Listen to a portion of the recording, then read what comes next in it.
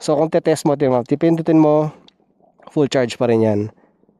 Napakaangas ng battery na to. Na-try ko na yung Amaron, di rin nakayanan dahil sa karga ng makina niya. Okay. So punta ngayon tayo sa may makina. So marami nagtatanong nito, no.